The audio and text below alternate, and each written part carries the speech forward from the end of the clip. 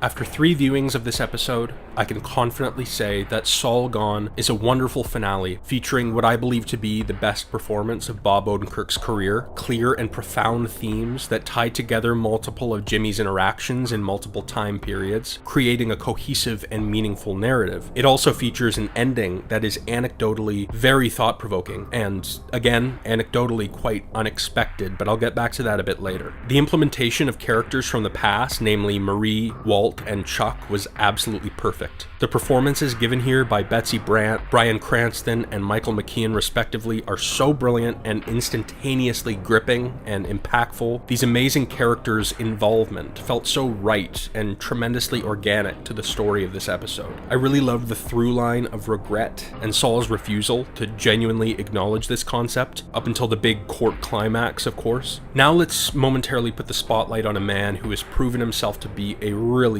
impeccable and special actor, Mr. Bob Odenkirk. He really gets a chance in Saul Gone to showcase his range as he portrays each of the 3 incarnations of his character in this 70-minute story. We get Gene Takovic for the first act or so, then for much of the episode's duration, we're treated to the great Saul Goodman, until the final act or so, when Saul reclaims the name Jimmy McGill. In fact, let's discuss the rebirth, if you will, of James Morgan McGill, which is unquestionably the aspect of this series finale that has taken up the most space in and power of my brain. It initially felt ever so slightly jarring, if that's even the correct word, for a couple of reasons. Odenkirk's monologue certainly felt authentic and heartfelt, but I instinctively had my guard up due to the number of tricks that Saul Goodman has pulled on myself as a viewer, as well as many others in the past. Also, once Gene was prepared to smash an urn filled to the brim with a dog's ashes over the head of an innocent cancer victim in episode 12, I was in utter acceptance mode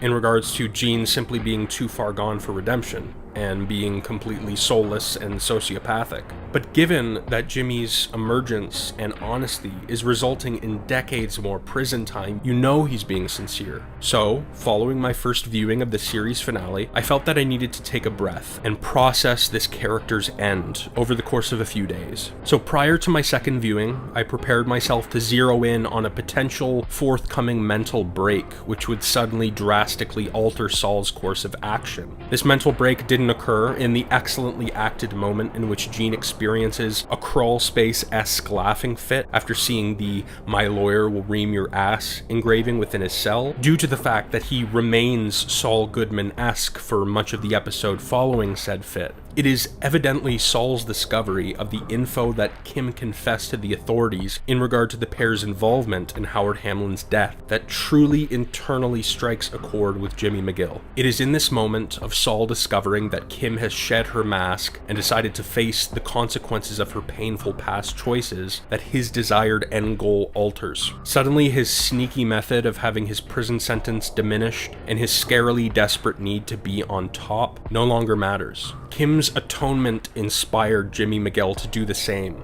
and in Kim's company, to prove to her, practically the only human being that believed in him and loved him unconditionally, that Jimmy McGill still exists. Not Saul Goodman, not Gene Takovic, not Victor Sinclair, the OG JMM. I stated in my review of part 1 of this final season that the Hamlin scam was Saul Goodman's greatest trick, but I'd like to retract that. Saul Goodman's greatest trick was being honest and sincere in a courtroom for the first time. He has spent so much of his life running from his past, refusing to believe that his actions have often dire consequences. But in Odenkirk's magnificently delivered monologue, McGill truly bears his soul, and he references such specific anecdotes from his relatively distant past, which tells me that Jimmy McGill has always been there, buried beneath the showy personas. And at this show's end, Jimmy decides to finally drop the act and live the remainder of his days as the guy he should have always been.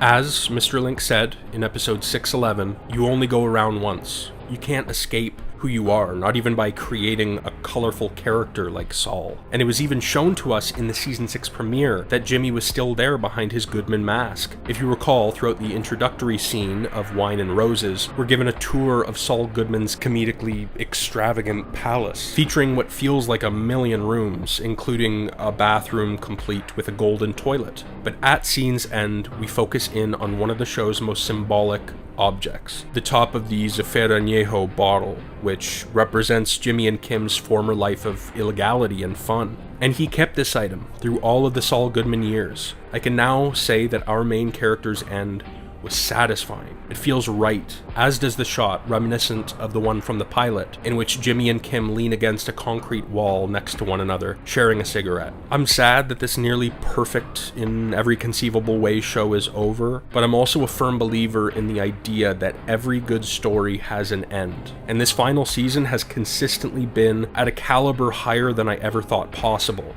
and I had exceedingly high expectations coming into the show's final chapter. I am in love with this beautifully made television show, and this undoubtedly won't be the last time that I discuss it.